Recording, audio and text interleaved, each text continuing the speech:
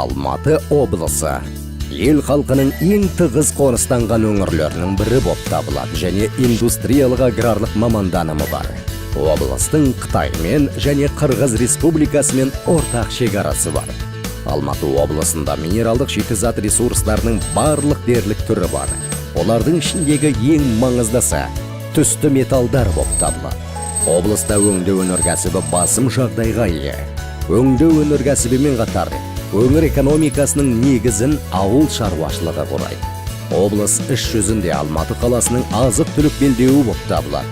Алматы облысы республикада электроаккумуляторлары, гипсокартон бұйымдары және өңдеу өнеркәсібінің басқа да өнімдерінің жалғыз өндірушісі болып табылады. Облыс аумағында барлық қажетті өнеркәсіптік инфрақұрылымы бар индустриялық аймақтары. Сондай-ақ инфрақұрылымымен қатар арнаулы салықтық және құқықтық режим қолданылатын Қорғас шығыс қақпасы және шекара маңы ынтымақтастығы халықаралық орталығы арнайы экономикалық аймақтары жұмыс істейді.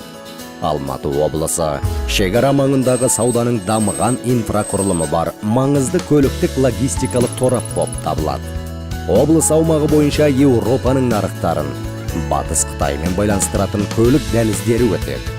Алматы облысына инвестиция салудың 5 себебі: көліктік логистикалық және индустриялық инфрақұрылымы дамыған, түсті металдардың бай кен орнына ие, экономикалық және әлеуметтік тұрғыдан тұрақты, шекара маңындағы ауқымды нарықтарға қол жетімді, инвестицияларды қолдау және қорғау жүйесі.